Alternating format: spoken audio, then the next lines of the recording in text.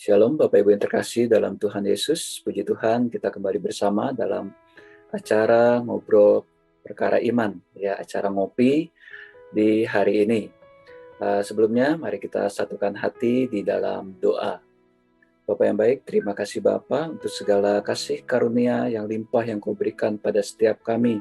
Kami percaya Bapa, pemeliharaanmu, perlindunganmu sempurna untuk setiap kami.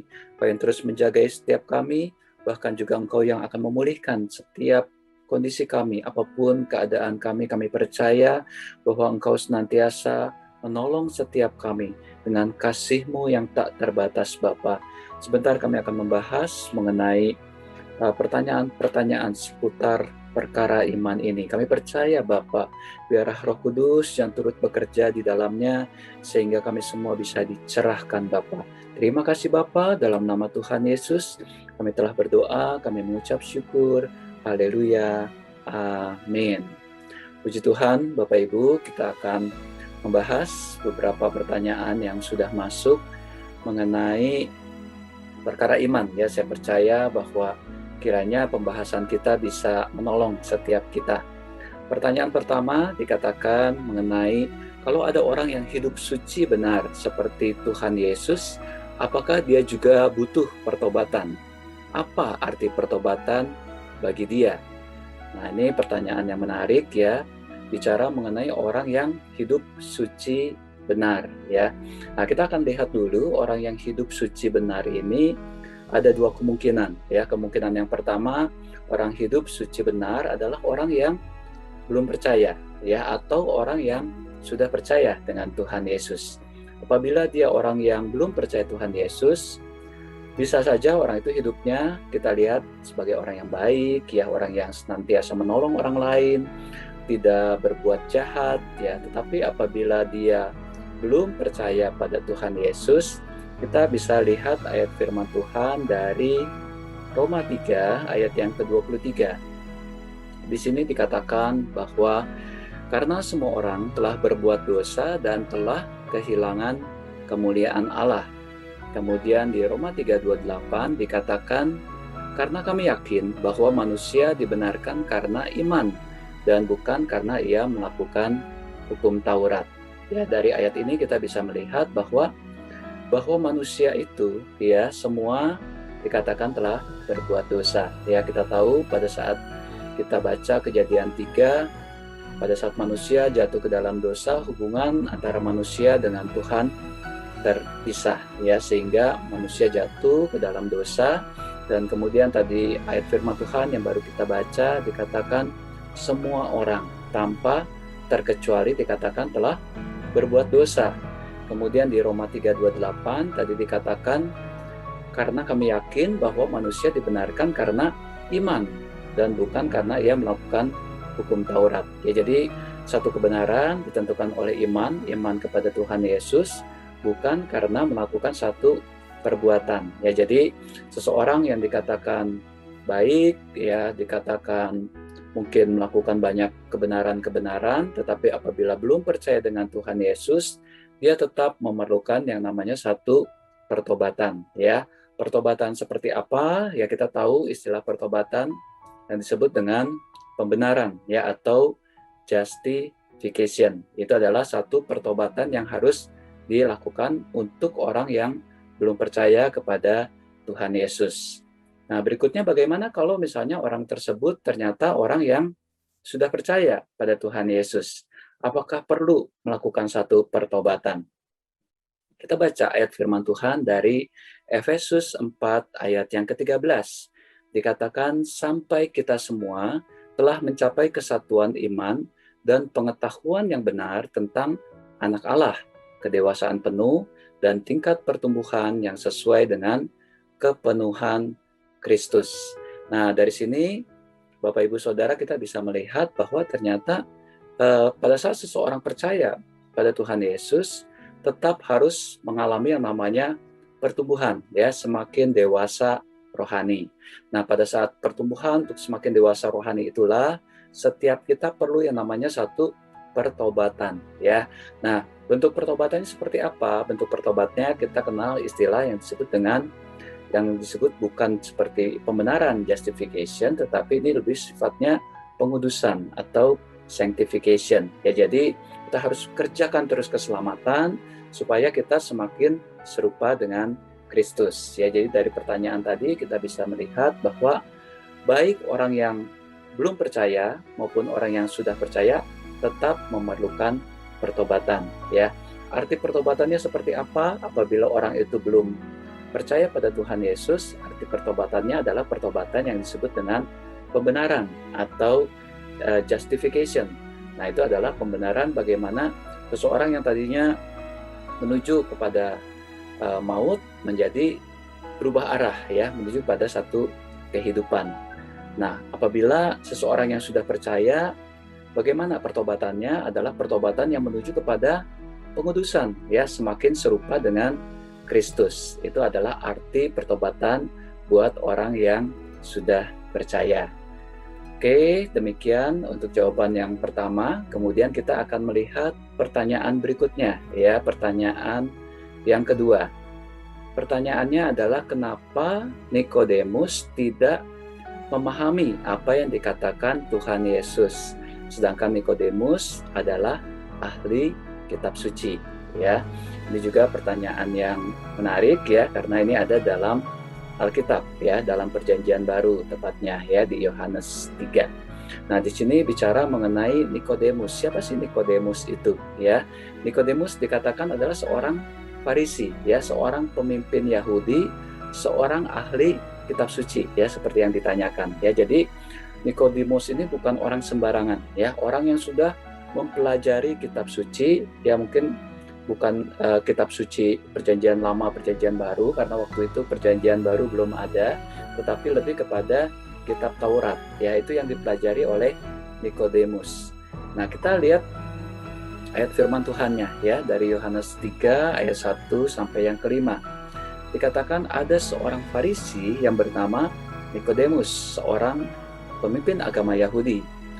Ia datang pada waktu malam kepada Yesus dan berkata, "Rabi, kami tahu bahwa engkau datang sebagai guru yang diutus Allah, sebab tidak ada seorang pun yang dapat mengadakan tanda-tanda yang engkau adakan itu jika Allah tidak menyertainya." Yesus menjawab, "Sesungguhnya aku berkata kepadamu, jika seseorang tidak dilahirkan kembali, ia tidak dapat melihat kerajaan Allah." Kata Nikodemus kepadanya, "Bagaimana mungkin seseorang dilahirkan kalau ia sudah tua? Dapatkah ia masuk kembali ke dalam rahim ibunya dan dilahirkan lagi?" Jawab Yesus, "Sesungguhnya aku berkata kepadamu, jika seseorang tidak dilahirkan dari air dan roh, ia tidak dapat masuk ke dalam kerajaan Allah." Ya, jadi yang ditanyakan Nikodemus adalah mengenai kelahiran kembali, ya.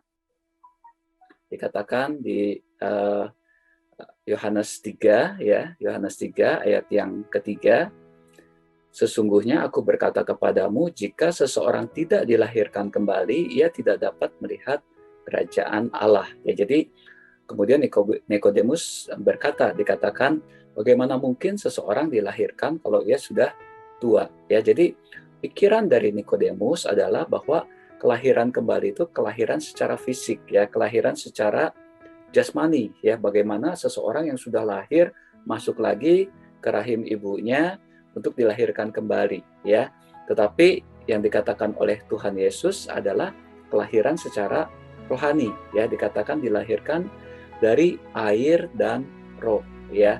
Nah, inilah yang menjadi perbedaan, ya, pandangan atau pemikiran dari Nikodemus dan apa yang disampaikan oleh Tuhan Yesus, ya. Jadi kita melihat bahwa apa yang Tuhan Yesus ingin sampaikan ini bicara mengenai yang namanya pertobatan. Ya, ini masih terkait dengan tadi, ya, di pertanyaan yang pertama tadi, ya, bahwa untuk seseorang dilahirkan kembali bukan secara fisik tapi lebih kepada secara rohani, ya, dengan air dan roh, berarti berbicara secara rohani, kehidupannya dipulihkan, kehidupan lamanya dari manusia lama menjadi manusia yang baru. Dan ini tidak ada di dalam kitab Taurat yang dipelajari oleh Nikodemus, ya. Ini sesuatu yang Tuhan Yesus baru nyatakan, yang disampaikan, sehingga ini yang membuat Nikodemus tidak mengerti. Ya, kalau kita baca lagi ayat-ayat berikutnya, kita tahu akhirnya Nikodemus menjadi orang percaya. Ya, akhirnya dia termasuk juga bersama Yusuf Arimatea yang ikut juga terlibat membantu dalam penguburan Tuhan Yesus. Ya, demikian untuk yang kedua pertanyaannya. Berikutnya pertanyaan yang ketiga. Ya, kita lihat pertanyaan ketiga. Pertanyaannya adalah, seringkali ahli-ahli filsafat dunia menganut pola-pola etika yang lebih tinggi daripada yang dianut oleh orang beragama. Apakah sebabnya? Ya, ini juga pertanyaan yang bagus ya. Artinya mengenai filsafat dunia. Ya, kita tahu filsafat berkembang ya, sudah cukup lama filsafat itu berkembang, dan filsafat itu punya dua fungsi ya. Yang pertama adalah fungsi sebagai ilmu pengetahuan ya. Jadi ilmu pengetahuan diturunkan dari filsafat ya. Kemudian fungsi yang kedua, filsafat juga sebagai satu alat ya, untuk metode mencari satu yang namanya pembenaran ya. Nah, bagaimana dengan etika ya? Etika itu sebetulnya adalah cabang dari filsafat yang berbicara mengenai kehidupan moral manusia ya. Kalau tadi ditanyakan apakah pola etika filsafat lebih tinggi daripada agama ya. Nah, kita harus melihat dulu sumber dari filsafat itu apa ya. Sumber filsafat itu dasarnya dari pikiran manusia ya, dari rasio ya. Itu yang dari manusia, dari dalam manusia, hikmat manusia. Sedangkan agama ya, dalam hal ini kalau kita tarik kebenaran tertinggi yaitu Alkitab, dasarnya adalah dari wahyu Allah, yaitu firman Tuhan. Tentunya antara apa yang menjadi pikiran manusia dengan apa yang menjadi standar tertinggi yaitu firman Allah, yaitu Alkitab, ada perbedaan ya. Ada banyak hal dalam filsafat yang tidak bisa terjawab ya, tetapi bisa dijawab oleh Alkitab ya. Contohnya kalau kita berbicara mengenai sains ya, kita tahu bahwa banyak ilmuwan yang mempelajari mengenai bagaimana penciptaan ya, penciptaan bumi dengan segala planet-planet yang ada ya. Pada saat diciptakan ternyata mereka melihat bahwa bumi ini atau alam semesta ini diciptakan dengan sangat kompleks ya. Jadi kalau misalnya ada perbedaan sedikit ya, dikatakan kalau kecepatannya per semiliar ya lebih lambat, alam semesta ini akan runtuh ya. Itu yang diteliti oleh ahli-ahli sains ya, yang merupakan juga cabang dari filsafat. Tetapi mereka tidak bisa menjawab kapan waktu awal alam semesta itu diciptakan ya. Nah, dari Alkitab sendiri sebetulnya sudah dengan jelas dikatakan ya, pada mulanya ya Tuhan yang menciptakan. Jadi Alkitab bisa menjawab hal tersebut ya. Sedangkan sains, ahli pengetahuan ya, ilmuwan itu tidak bisa menjawab. Nah, ini menunjukkan bahwa ternyata pola etika filsafat sebetulnya tidak lebih tinggi dari Alkitab ya, tetapi yang jadi kebenaran tertinggi adalah Alkitab, yaitu firman Tuhan. Jadi jangan sampai kita memandang bahwa filsafat yang merupakan pikiran manusia itu sesuatu yang lebih tinggi dibandingkan dengan firman Tuhan ya. Oke, berikutnya ini juga pertanyaan yang menarik ya, mengenai ada yang percaya akan adanya kehidupan di planet-planet lain ya. Apakah Allah mengutamakan planet bumi ini? Jika memang demikian, apakah artinya bagi Injil ya? Nah, ini masih terkait tadi ya dengan pertanyaan sebelumnya mengenai filsafat ya, mengenai alam semesta ya. Nah, kalau di sini bicara mengenai yang namanya kehidupan di planet lain ya. Nah, kita baca ayat firman Tuhan dari Ibrani 11 ayat yang ketiga.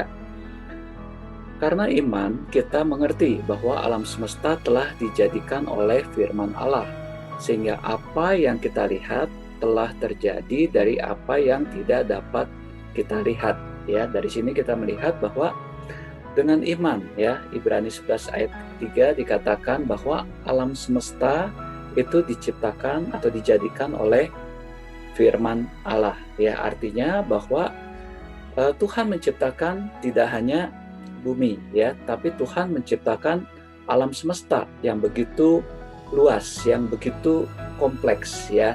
Nah, dari sini berarti planet-planet lain pun itu adalah ciptaan Tuhan. Nah, berbicara mengenai kehidupan di planet lain, ya. Nah, ini kembali ilmu pengetahuan, ilmuwan juga meneliti ya mengenai kehidupan di planet lain, ya. Tetapi sampai sekarang tentunya ini masih dalam proses perdebatan ya mengenai kehidupan di planet lain, ya. Validitasnya masih dipertanyakan, ya, masih dalam proses pencarian. Kemudian pertanyaan berikutnya mengenai apakah dikatakan Tuhan atau kata Allah mengutamakan planet bumi, ya. Nah, kalau kita baca di Kejadian 1, memang dikatakan Tuhan menciptakan langit, bumi dan segala isinya, ya. Jadi memang kata bumi secara eksplisit itu memang disampaikan di Alkitab di Kejadian 1, ya. Jadi memang kenapa kata bumi itu menjadi sesuatu yang istimewa, ya. Kalau kita lihat lagi di Kejadian 1, Kejadian 2, kita lihat bagaimana Tuhan menciptakan, to create, ya, alam semesta dengan segala isinya, itu adalah menciptakan dari yang tidak ada menjadi ada. Tapi pada saat kita lihat di Kejadian 2, bagaimana Tuhan membentuk manusia, ya, to form, itu berarti kita sebagai mahakaryanya Tuhan, ya. Tuhan menciptakan manusia begitu istimewa karena serupa dan segambar, ya, dengan Allah. Kemudian menghembuskan nafas hidup. Ada bagian Allah yang Tuhan berikan kepada manusia. Nah, hal ini menunjukkan bahwa manusia adalah ciptaan yang sempurna, ciptaan yang istimewa. Nah, apabila manusia tinggal di bumi, tentunya bumi juga menjadi sesuatu yang istimewa, ya, sesuatu yang diutamakan. Tetapi bukan buminya yang utama, tetapi manusianya, ya. Kita semua adalah ciptaan yang istimewa yang Tuhan sudah pilih untuk kita ada di dalam dunia ini, ya. Jadi hidup ini adalah sesuatu yang sangat berharga. Oke, berikutnya pertanyaan terakhir, ya. Pertanyaan terakhir ini berbicara mengenai agak berbeda dengan pertanyaan-pertanyaan sebelumnya. Ini yang sifatnya lebih praktikal, ya. Dikatakan pertanyaannya, dalam perkara Musa adalah hal wajar masalah antara umat dan pemimpinnya. Jika dibandingkan dengan dunia sekuler sekarang ini, mungkin ada ditemui pemimpin cenderung kepada hasil atau result oriented, namun bawahan fokus pada prosesnya. Namun terkadang terjadi gesekan antar keduanya. Dalam hubungan antara bawahan dan pimpinan, apakah pantas keduanya saling mempertahankan prinsipnya? Ya, jadi ini sifatnya memang lebih praktikal, ya, pertanyaannya. Nah, di sini dikatakan mengenai dunia sekuler, ya. Kalau bicara mengenai dunia sekuler, mungkin akan lebih tepat karena kata sekuler itu sebetulnya berarti terpisah dari agama, ya, sesuatu yang bukan rohani, ya. Jadi memang akan lebih tepat kalau misalnya kita menggunakan istilah dunia kerja atau dunia marketplace, ya, karena saya percaya bahwa dalam dunia kerja, dunia marketplace pun setiap kita pasti juga melayani, ya, ada unsur rohaninya juga di situ, ya. Nah, oke. Nah, pertanyaannya adalah mengenai gesekan antara atasan dan bawahan, ya. Karena apa? Karena beda orientasi. Atasan lebih kepada hasil, ya, sedangkan bawahan lebih kepada proses, ya. Saya coba jawab dari dua pendekatan, ya. Pendekatan pertama adalah pendekatan secara marketplace, secara dunia kerja. Ya, memang dalam dunia kerja tentunya ada yang namanya indikator hasil yang biasanya dipegang oleh atasan. Kemudian ada indikator proses yang dipegang oleh bawahan. Nah, kalau kita bisa melihat bahwa bagaimana ini bisa terjadi gesekan, karena apa? Karena memang bisa jadi antara indikator hasil dan indikator proses tidak ada keterkaitan, ya. Sedangkan yang baik adalah apabila antara indikator hasil dan indikator proses itu ada keterkaitan sebab akibat. Artinya apabila seorang bawahan, ya, mencapai indikator prosesnya, otomatis mencapai juga pada indikator hasil, ya. Nah, ini perlu ada kesepakatan antara atasan dan bawahan pada saat menetapkan kriteria indikator proses dan indikator hasil ya, sehingga terjadi hubungan yang sebab akibat ya. Nah, kemudian bagaimana secara alkitabiahnya ya, secara biblikalnya ya, kita lihat dari Kejadian 39 ayat 1 sampai yang keempat. Dikatakan, adapun Yusuf telah dibawa ke Mesir, dan Potifar seorang Mesir, pegawai istana Firaun, kepala pengawal raja, membeli dia dari tangan orang Ismail yang telah membawa dia ke situ. Tetapi Tuhan menyertai Yusuf sehingga ia menjadi seorang yang selalu berhasil dalam pekerjaannya. Maka tinggallah ia di rumah tuannya, orang Mesir itu. Ayat yang ketiga, setelah dilihat oleh tuannya bahwa Yusuf disertai Tuhan dan bahwa Tuhan membuat berhasil segala sesuatu yang dikerjakannya, maka Yusuf mendapat kasih tuannya dan ia boleh melayani dia. Kepada Yusuf diberikannya kuasa atas rumahnya dan segala miliknya diserahkannya pada kekuasaan Yusuf ya. Nah, dari sini kita melihat bahwa bagaimana Yusuf ya sebagai bawahan dengan Potifar sebagai atasan ya. Di ayat yang ketiga dikatakan setelah dilihat oleh tuannya ya. Jadi artinya hasil indikator prosesnya Yusuf dilihat oleh tuannya ya. Kenapa keterkaitan itu terjadi ya? Karena tuannya puas dikatakan ya. Bagaimana bukti puasnya? Di ayat yang keempat dikatakan Yusuf diberikan kuasa atas rumahnya.